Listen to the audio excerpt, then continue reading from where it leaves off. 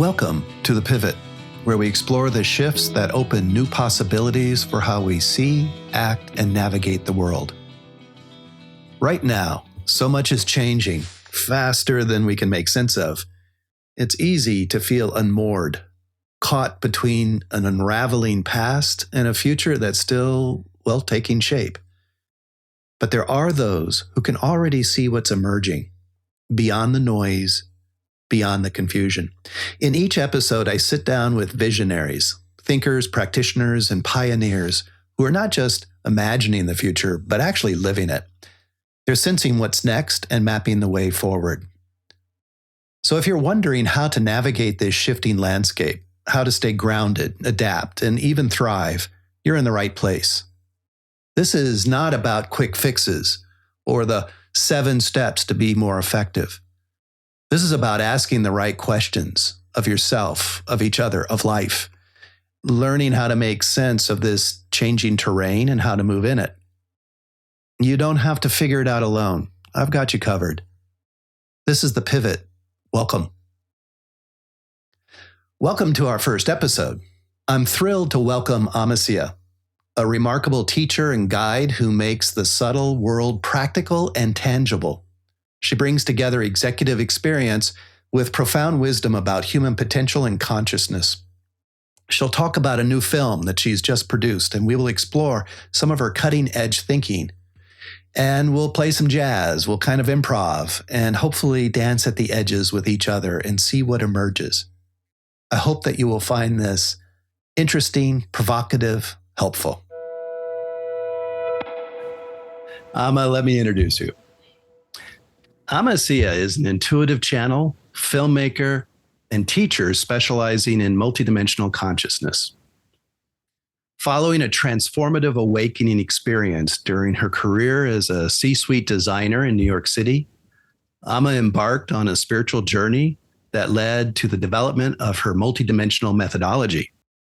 Based in Boulder, Colorado, she works with evolutionary explorers from corporate executives and scientists to healers and educators, helping them access higher states of consciousness and download new intelligence. Amah's approach bridges ancient wisdom with modern challenges, making esoteric concepts practical and accessible. She's the creator of Unprecedented Leap, a film about humanity's evolutionary paradigm shift, and leads trainings that teach subtle realm techniques for personal transformation and planetary awakening. Amah, welcome. Oh, thank you. It's a real honor to have you as the first guest on this podcast. And I know you as teacher, guide, friend. We've been through a lot together. Yeah, we have. And it's been a privilege and a good ride. Indeed. Yeah. Well, I'm really excited to have you. And, in thinking about where we could go, there were so many possibilities. Mm-hmm. But this film is really quite something. And I thought maybe that's a good place to start. And we can, branch out from there. So I think the aim in our exploration together is why now, and, what's this about and where we can go. Well, it's interesting because it's sort of counterintuitive, but the why now about something that's so hopeful is because there's so much fear. So the why, and my film links how these two things are part of the same awakening process, which is basically the hopeful message is that we are receiving such infusions of higher consciousness that it's raising our awareness at a planetary level and an individual level simultaneously. And that sort of ironically creates a lot of crisis. So if you look at it sort of as fractals of a whole, so what's true in one part is also true in another, that if you take it as a look for us individually, when we do things like meditation or yoga or any kind of contemplative practices, we actually increase the frequency of our light body.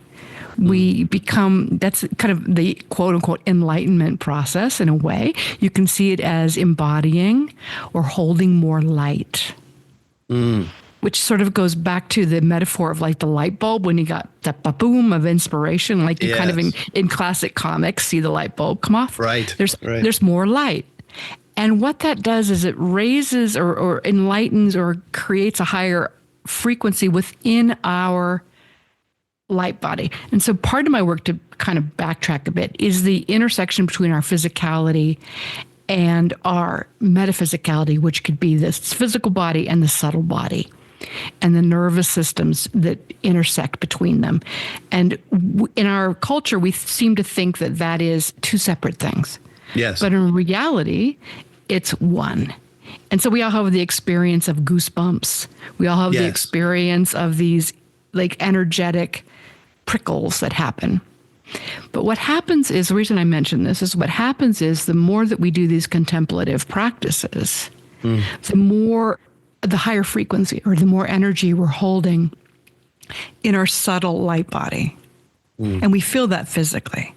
But what that also means is that whatever we have sort of logically suppressed or pushed down because of our own developmental process, all of a sudden begins to enter back into our consciousness. So that's sort of the shadow side, or the oh my gosh side of doing spiritual work. Yes. That all of a sudden, like the crap that I thought I dealt with begins to kind of like enter back into one's consciousness. Yep. And we begin to feel it. And we begin to feel it subtly, we begin to feel it physically. But that's the healing process. It's like as we awaken to higher potentiality, the crap comes up. Okay. But in a fractal nature, that is also true on a collective level. When you say collective, you mean all of us at the same time. Yeah. So like the whole, like if you think about like it's happening to me, and yet it's also happening to my neighbor. Like this is this intensity of the times, and I can go into like human development and leaps of consciousness. Okay. So in our history, we've had leaps of consciousness as a species, and we can go into those different leaps, and you can go back into integral theory by Ken Wilber and a lot of other stuff. Yes. But we've had these leaps, and we're in the middle of a leap. And these leaps, which you coin as a pivot, because there's something that's different here. And we're being required to shift our thinking. And so we can go into a sort of metaphysical understanding of that, which means there's more light, those inspirations that I spoke of, and it raises the frequency of my individual consciousness, but it also raises the frequency of the collective consciousness. So whatever I might have suppressed, so does my neighbor. It's coming up for him or her. And that neighbor may or not be so well equipped to deal with it. They may not be aware. Exactly. Yeah. Exactly. They're already dealing with their kids and their mortgage and, whatever. Sure. So, not that I'm not, but we have different levels of ability to cope with this tremendous infusion of light that we're receiving as a planetary consciousness. So this is a fascinating, for me, a new way to look at some things. So for many years, I've been aware of this increasing unease. I call it the disquiet, and in my work with clients, there's been a tendency to make it individualized. But what you're bringing a light to, literally, is there's this unease is this shift that we're talking about that everyone is feeling and experiencing. Is that right? Yeah, exactly. And we're all experiencing it through our own lens. So it would have unique flavors, unique experiences, and feel very personal. It is, because that's how healing happens. It happens with you. It happens with me. Like the collective's only that's the Aristotle quote, the whole is greater than the sum of the parts, where I'm just a portion of the whole process. And so it only happens individually. And then we enter into collective fields. So it's both. It's a both and situation where I experience it as an individual phenomenon, but I'm embedded in a collective experience where it's also happening. So what are the implications when you as an individual receive it, start developing? You spoke of healing, integrating, operating at a higher level of awareness or consciousness. Is that unique? Is the impact of that unique to you, or does that start impacting the collective as well? It's both and. So that's happening to me, and my ability to handle that affects the collective. So I can be a transmission of somebody that can handle that intensity and then be there for others, which is what I do professionally. Yet also somebody else that I may be in the grocery store with or have a bump fender bender with into my car may be receiving the same intensity and having a very different experience of this incoherence. And that person then affects me. And somebody out there is really traumatized beyond a fender bender. Yep. And having very reactive moments, and that affects me. So it's both. Yeah, I can see that. I get the people are more jacked up. Yep. And more transitional at the same time. Yeah, and this goes a long way to provide a backdrop to the things like the polarization that we're seeing. Exactly. It's almost like regressive for me, behavior. Well, it's progressive and regressive. It causes some people to go, whoa, I better deal with this on a whole nother level. Right. Which is progressive. Sure. And there's also understandable regression, because I know when things happen faster in my personal life than I can handle it, like all of a sudden I'm bombarded with so much change. I go, whoa, let's slow it down here. My nervous system is overwhelmed. I can't cope. Yes. Which is actually a regression. I want to go back to earlier states of comfort because I'm overwhelmed. I want to find an old equilibrium where I feel like I know what's going on. Yep. Which is technically regressive. So, I work with leaders, people who are up to things. And, if they're interested, if they're here listening to us, there's been a progressive movement at some level of what I'm calling the pivot, right? When I put myself in that place of not sure what to do, but I know I need to do something different. What's your counsel? How do we very first and foremost, attune to yourself. Where am I at? So that you can feel my own system in relationship to the incoherence. And then to acknowledge that the incoherence is not a problem, it's information. It's interesting. So attuning to oneself causes an inner coherence. It's not necessarily that you're happy, but that you're aware that you're unhappy. Okay. Or you're aware that you're angry, or you're aware that your left calf is freezing, or that your mind is racing. So you can look at these different levels of your experience: physical, mental, emotional, or even spiritual. So you track yourself. And the more you get accustomed to that, which is part of the process of mindfulness meditation, the more that becomes familiar to you, you can become coherent in yourself. Not necessarily happy or whatever, but coherent. You know who you are. Then when you encounter incoherence, you can view that as information. Somebody else is suffering. A community is suffering. Whatever is happening out there separate from me. So you're able to hold the polarity, go back to polarity, you're able to hold your own awareness and the awareness of what's happening outside of yourself. So there's a real capacity building happening. Right. It's really stretching. And then from there, you can make decisions. You can, and then we can go into how you would choose to do different things. Yeah. But you have then all of a sudden an awareness of self and other, whether that other is an individual or a community or culture or planet.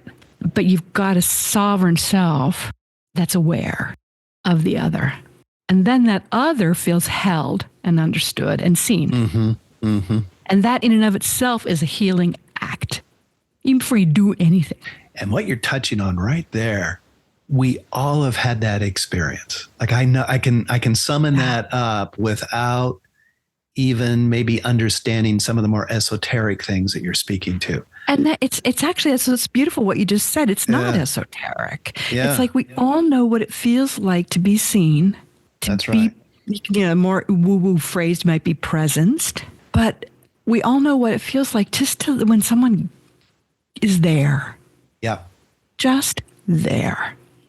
And when you go back to the turmoil of our time, when someone's just there, like really there, to see what's happening in Gaza or Venezuela or wherever there is, that's the individual experience and the collective, like to be, that's the healing. So being able to be there for an individual or a situation on the planet is a healing act in and of itself. And the more exponential it gets, so being able to hold that for my partner is like one big deal. Okay, that's something in and of itself, particularly in moments of heated crisis, Right. or just lack of communication or whatever. Yeah. But then to be able to hold it in increasing circles of intimacy, so it might be with the family or the community or the town or the nation or the country or this planet, increases my field of awareness, but it also requires me to be more and more awake to who I am personally. Yes. So the more I can hold of my own self and who I am, and the more coherent I can be, even if I'm not necessarily happy, the more I can hold a given situation. What you've been describing these past few moments, what excites me is this isn't a foreign language anymore. More and more people are exploring this, getting this. It's in mainstream media. You mentioned mindfulness or some form of meditation. That's, it's not 20 years ago, that was just not in the common discourse. So, your movie talking about this leap, and this becoming more in the center of gravity of things. What else is happening? Okay, so I had to take a moment to pause there about your question. And as I sat with it, what came in was what my film is really about. And this gets very out there. But what's happening from my understanding is these leaps of consciousness that my film starts with, is this unexpected leap that happens. Basically, you see it in the caves of Lascaux in France, where all of a sudden humanity is creating art. And in the bones, you'll see femur bones in these caves, and they have perforations, and you realize that it's like an octave of sound. It's not just like a little whistle. It's like an octave. And there's this leap that happens that science doesn't really understand, of what made us who we are. And so I talk about the chromosomal leap that goes from chimps to humans in the film. It's but science doesn't understand. And from my experience, we are in a very similar moment where we have these exponential leaps. Like all of a sudden we've got a global brain. Okay. We've got artificial intelligence. We've got all of these major leaps of our physical extensions of consciousness. So we have mechanical, it's like writing, okay? Like all of a sudden writing changed how we communicated, changed our capacities. And this is a similar thing where it's another tool. These are tools like writing, whether it's internet or AI. It's tools of our expanding intellectual or mental capacities, which are physical in their nature. And there's a way that we as a species now experience ourselves differently. I can know, if I want to, what's happening in Malaysia at a very visceral neighborhood to neighborhood vision, if I want to. Okay, Sure. it's radical, and we're so embedded in it that we don't really get how radical our experience of our globalness has changed. And so one of the things that my film talks about is something called a holon that moves from structures of organization, like an atom connects with other atoms and creates a molecule. Totally different thing. Molecules create cells.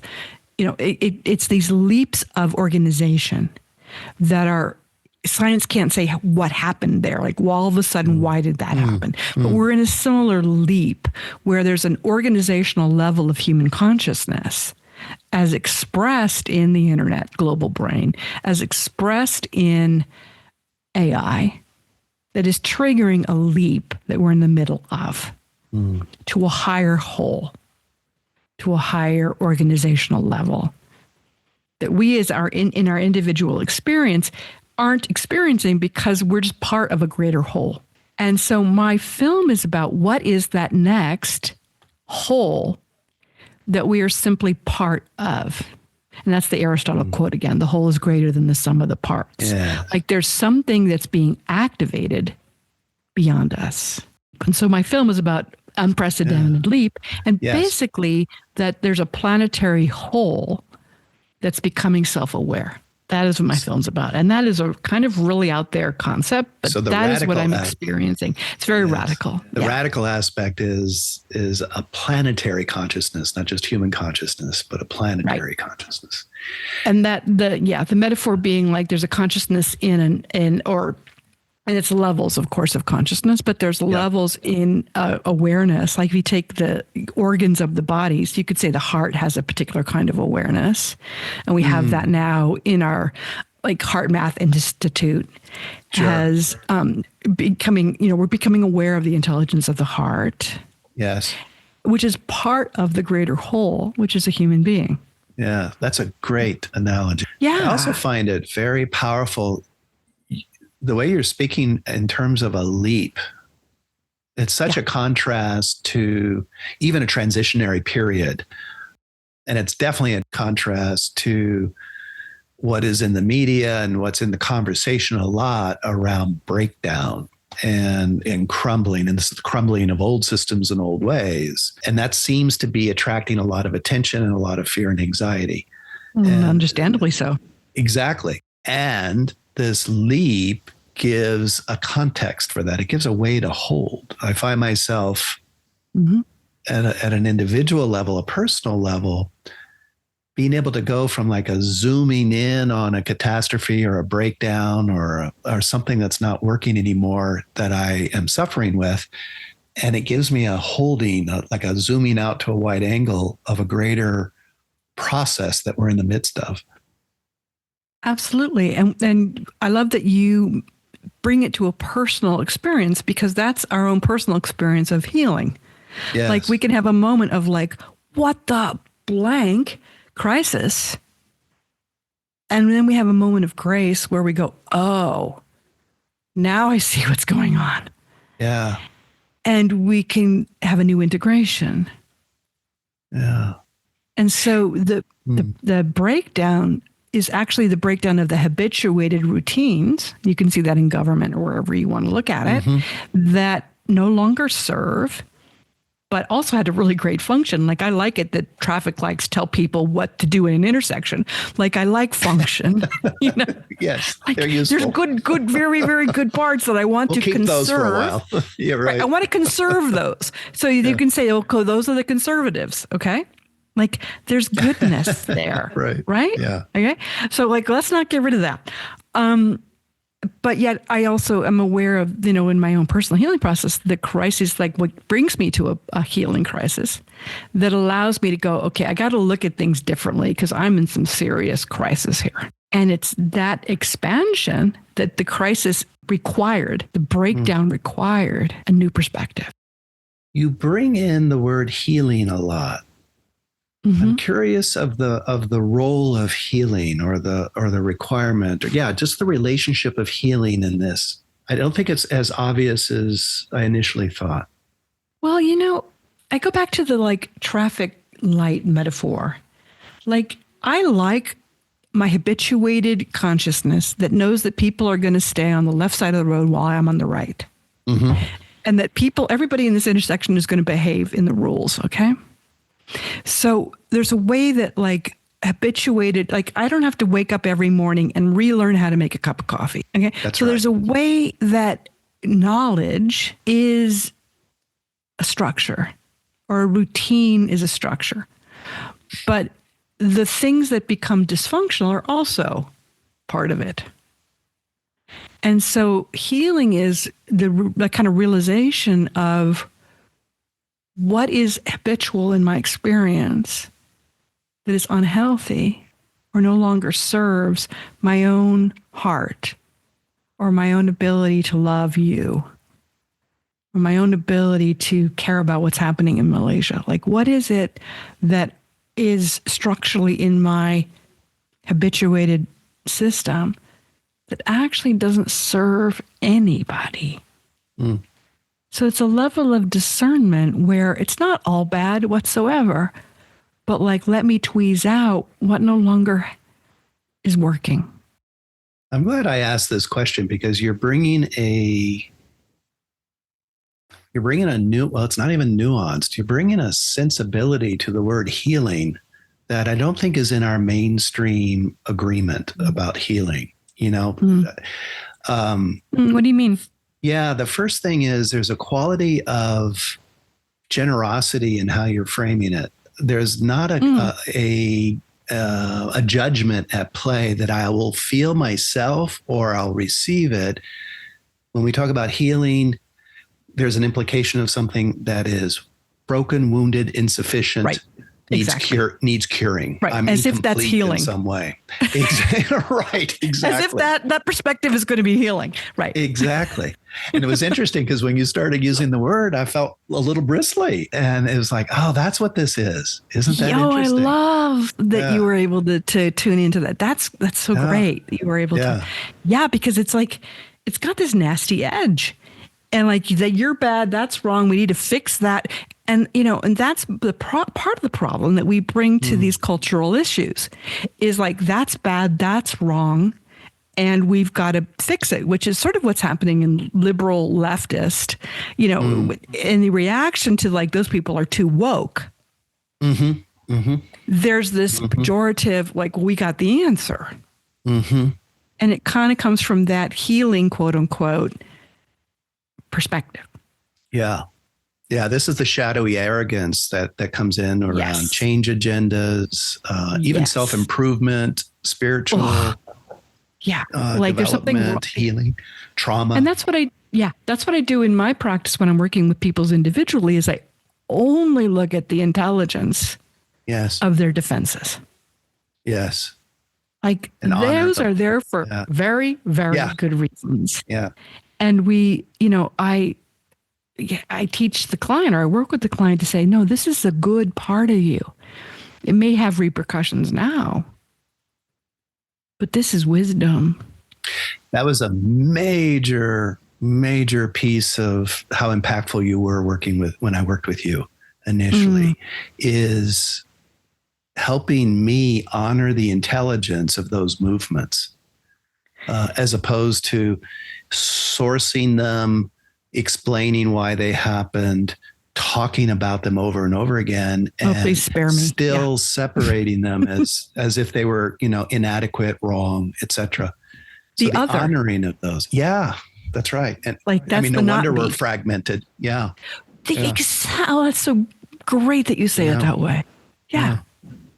And that's the lens that I like to look at things through, because that's on an individual level exactly what's happening in the collective, that fragmentation, where we see sort of regressive behaviors in some part of our culture we don't like as the problem, rather than seeing the intelligence of why that community is needing that.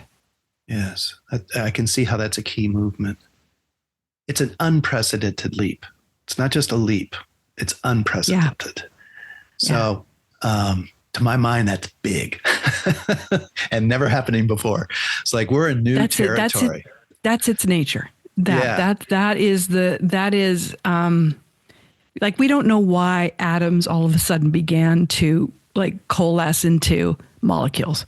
Like there's a leap of order, and we don't understand why. But part of my work is that there's an underlying structure of intelligence that holds information of consciousness.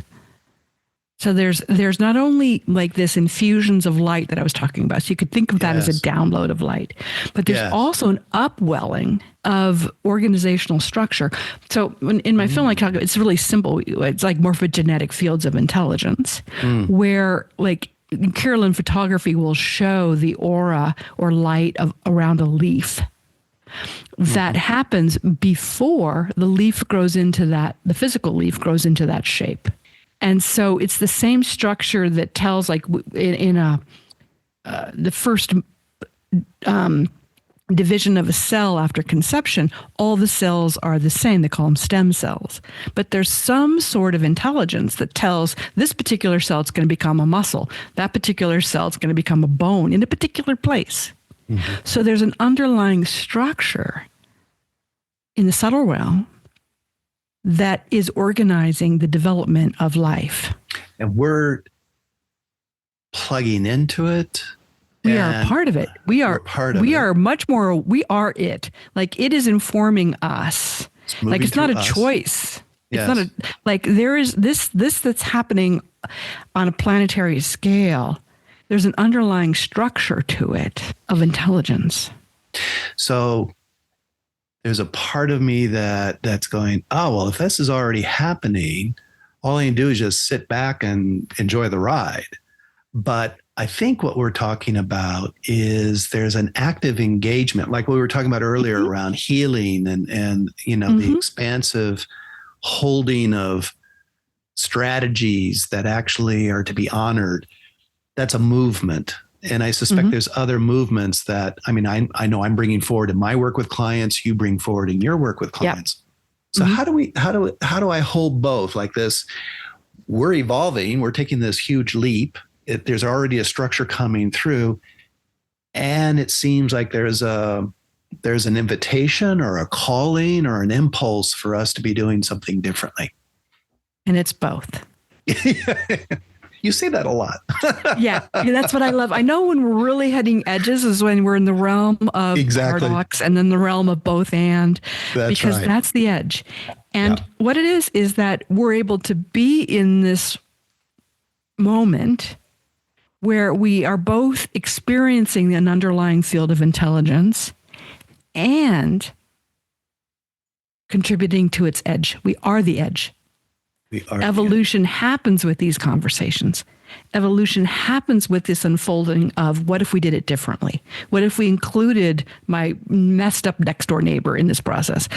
What if I saw it from a very different perspective of a much more holistic, awakening planetary consciousness that's beyond me as part of the underlying unfoldment. So in the spirit of the paradox and moving back and forth between those poles, I remember a part of the movie where you spoke of like 5% of the population are already moving into this higher or evolved state of consciousness, this greater sensitivity, this greater awareness. Yeah. I remember my studies with Ken Wilber, we always talked about the center of gravity or the tipping point. Right. Is that a sufficient proportion? Is that a gap? Is there, we need more people on board? Do you see where my mind goes? It's kind of interesting because, because, Ken Wilber, we can go have a whole conversation. We'll do a series of episodes. Yeah, we'll do that. But, some of those numbers have been debunked and challenged. Sure. Okay. So, but the beautiful thing is that doesn't matter. There's a quote from Ilya Prigozhin. He's a Nobel winning chemist. And what he's been able to see in his work is that, and this is his quote basically, and I'm paraphrasing badly, small islands of coherence have the ability to change the whole. Now, of course, I'm not quoting that perfectly, but basically, whether it's 5% or 1% or 0.5%, the effect of small islands of coherence to affect the whole is phenomenal. And going back to what I mentioned earlier, and this is from this chemist, this brilliant chemist, is that when all of a sudden certain atoms became a little bit more coherent, they leaped into a higher whole, which was a molecule. And then that intelligence rippled through. And so we're sort of in that moment where my own coherence was what we talked about, like me knowing where I'm at, whether it doesn't even matter if I'm happy or not, but knowing myself is a certain coherence. And then I include you, and I'm able to say, where are you at? Or where's my partner at? Or my child at? From that awareness, which then creates a larger field of coherence. Mm. And we all know, like you mentioned earlier, we all know what that feels like. Yes. And it feels really good. Yes. And so that is an extension of the coherence. Like, I know who I am. I feel who you are. Great phrase. Yeah. And so when we can do that for our teams, we can do that for our communities, we can do that for our staff. Those are larger fields of coherence, and they ripple out. And all of a sudden, the person that works for me feels that way going home with her kids. So it ripples out. So these small islands can affect the whole in ways that when we're so embedded in the turbulence of our times, we don't see. But we can look back and see energetically, those are the moments of the unprecedented leap of consciousness that my film was about. What excites me about this is I can relax into not being overwhelmed of responsibility or what I need to do. Like in my world, in my ecosystem, if I can first attend to my coherence and then to the coherence and really sense into that and become sensitive to that and be curious about it. Yeah. That's a lot. And it's that's actually a pretty radical pivot. You know, it when is, we think and about I call it radical selfishness, which in our narcissistic culture can be really taken wrongly, and also is really expressed wrongly. I think we have so much narcissism in our culture because it's actually the necessary step that is taken defensively rather than proactively. Yes, it does have a bad rap, doesn't it? It does, because and rightfully so. I mean, you know, we got narcissists all over the place running major companies and governments and whatever, and we can just go down that road too. But it's a necessary to be radically selfish. The metaphor that I like to use with clients is, well, we have it in the, put on your oxygen mask first so that you're well oxygenated enough to like take care of your neighbor. Or otherwise you're going to die and everybody will die. You know, it's sort of the metaphor.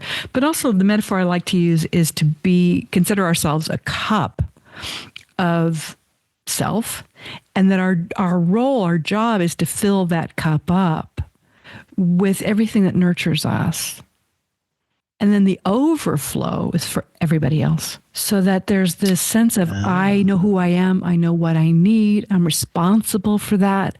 That's my job. And then I keep doing that. And then I can care for you. And that can get really twisted into, if the person doesn't, in a narcissistic family or in a family of deprivation, like, Gabbert for mine, that's the whole, overly individualistic culture that we have in the West, sort of this manifest destiny. I'm going to grab it all for myself.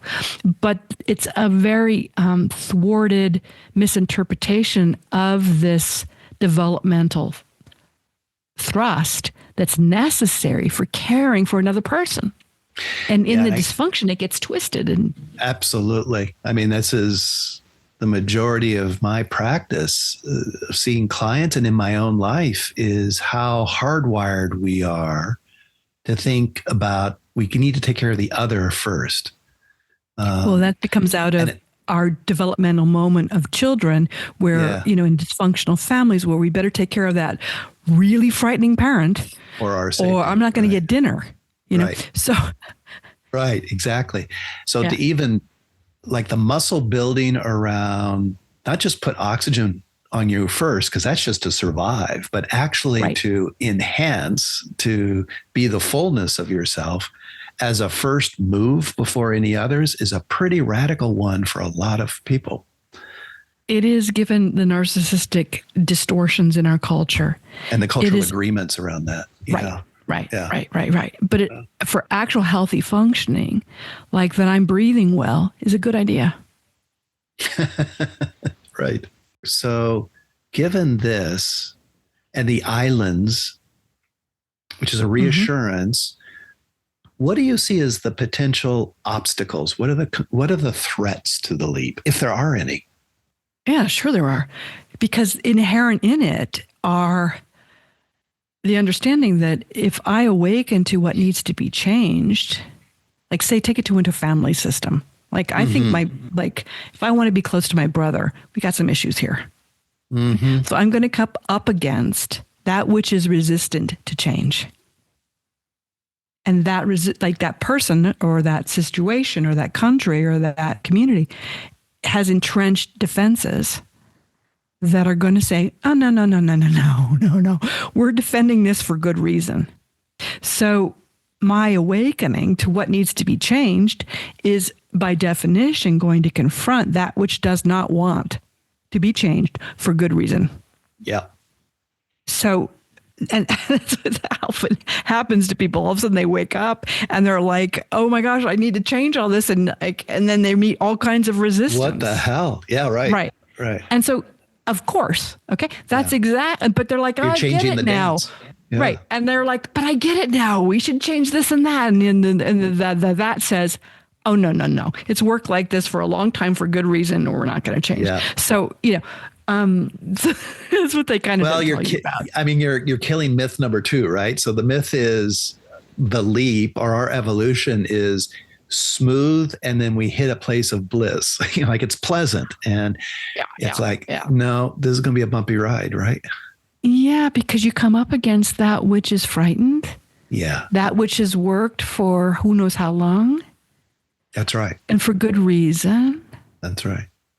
And that's where the compassion comes in. And so and that's where I was going to back our conversation earlier, when I can really hold who I am, I can also hold how frightened that other, whether it's person or community or, country, whatever it is, I can hold that too.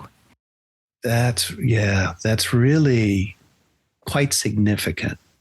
That's it. Before it was like a nice skill to have. Now it's a prerequisite, because if you don't have that, if I don't have that holding of you in that compassionate space, I'm just throwing gasoline on the fire of your resistance to change and in our relational space. Right. Because then it becomes, you become wrong. Yeah. And then the resistance only intensifies.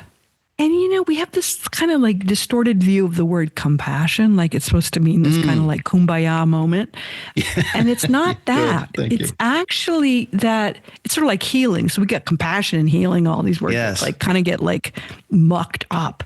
Yes. It's not even compassion. It's that I'm aware of you. I can really hold whatever's happening here.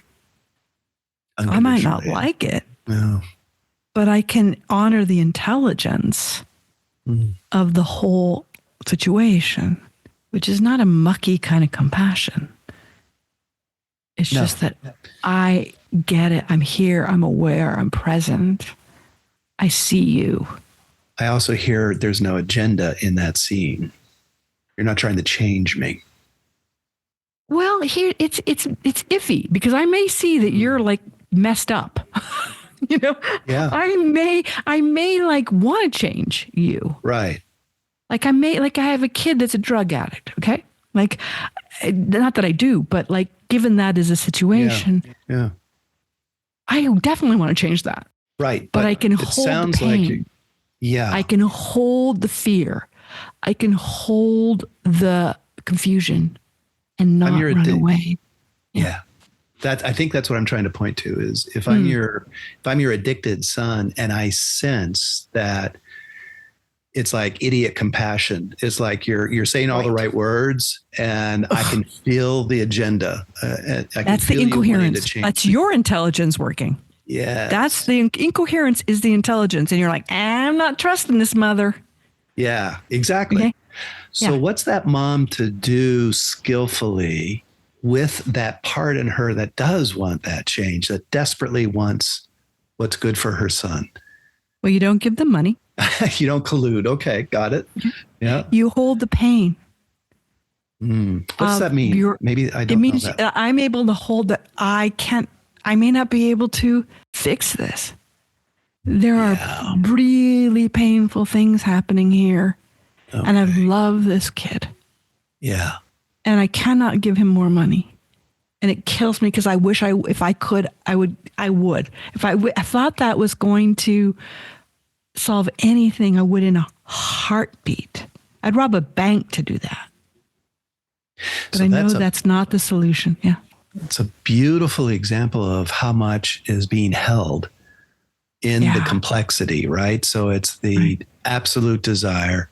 There's a humility that I hear in what you've said of just not knowing. So surrendering to the unknown, but that has nothing to do or doesn't impact on that incredible love and wanting Right. what's best. So Right. it's holding this complexity. And I think if you bring that even to a corporation, Yeah, okay, that's where where I was going. yeah, where you can see, the inherent limitations or conflicting agendas in a corporation, where you've got shareholders that only want their bottom line. That's why they invested. Like, it's like, what is the bottom line? And then you've got the people that are involved in making the corporation run, and they could be really at conflicting purposes. And you're able to hold that what the blank moment where I have to be accountable to both of these things. Right. And they both want different agendas. And I need, as the leader of this corporation, I have to hold this. And it may be that I explain that to both sides. I don't know. But there needs to be a larger whole that includes both if this is going to go forward. And I don't know how those conversations happen, but I know that is what's true in these major corporations all over the place. And there needs to be a new conversation. Well, and you're bringing in a primary move that is mostly overlooked, and that is the inner coherence.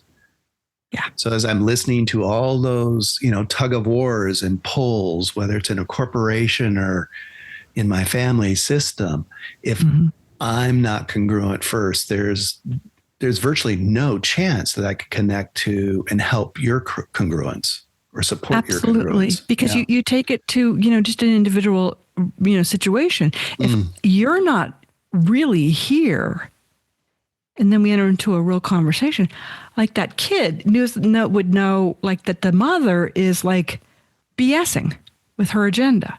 So the more that person is actually there with all of the conflicting stuff in themselves, the other person or the kid or whatever, the employees can know that person actually is dealing with a lot of crap and can see me also. I mean, I know this in my work, and even in myself, I still underestimate the power of that, of really being seen and felt. Yeah. I think that's when you talk about healing and that like awful word, that is it. Yeah. That's really all it takes, because there's all sorts of agendas. There's all sorts of stuff going on. But if I'm included by that other person in all that stuff authentically, I can join in the conflicts. That's it. I can join in what the shareholders actually are asking for. Even though it doesn't align with my agenda, I can understand why this leader is dealing with the whole, and I'm included. And I can join up. I can say, okay, I understand the complexity here. Yeah, this joining up has a powerful movement to it.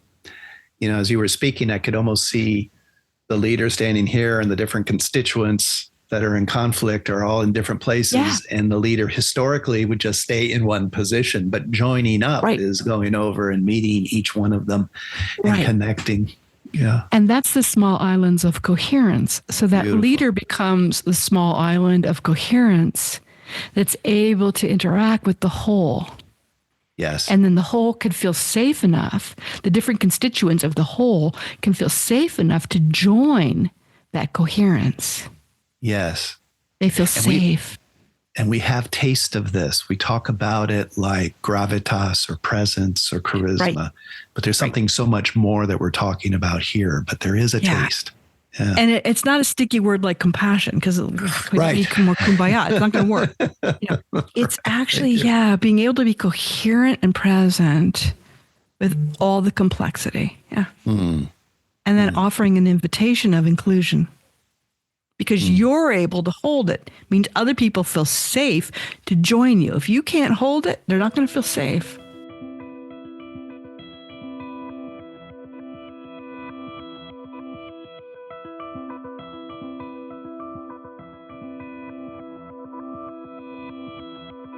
We've covered a lot of ground, and I want to give a chance for not just an intellectual receiving of what we've talked about, but I think a lot is moving. What do you think? I know. We really like tap danced into a lot of different domains. Yeah, I lost track of time. So that's always a good sign. And a couple of things came up as we were talking, that little bookmarks. Part of what we're talking about invites an exploration around a new kind of almost like set of values, like integrity, ethics. I think our audience would definitely be interested in that. I think tapping into, I've had direct experience of how you're able to operationalize what does seem like something extremely esoteric, like following guidance through intuition. And you've worked with leaders and you've worked with people in all walks of life and how to develop this or how to remember it even.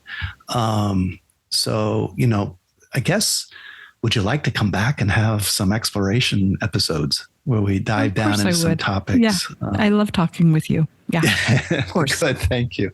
I think it's going to be a multi-series if we get into AI, because you and I have had some very rich, new kinds of explorations. Yeah, I think it's very topical.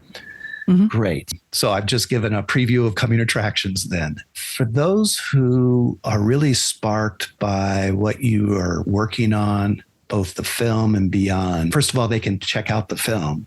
Yeah, it's easy. You can just go to my website, amahsia.com. And then on the top menu, you'll see a bar that says the film. Great. And so you can just easily access it there. Yeah. And there's a lot of information, I know myself. So not just the film, but the other services you provide, more about you. I don't know what to call myself, but it's psycho-spiritual coaching is the best way I can describe it. Pretty accurate, I think. I call myself a psychological intuitive. So I like that. That's really good. That captures it well. Yeah.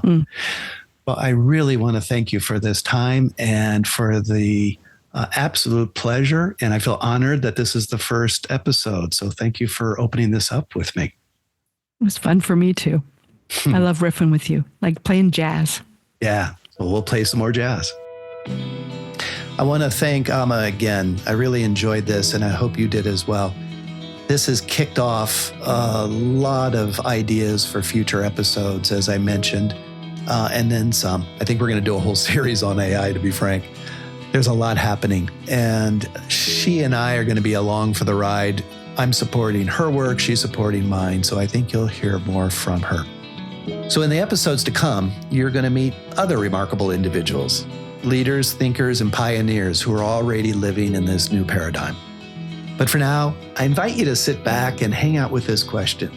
What if the uncertainty you're feeling isn't just about the world changing?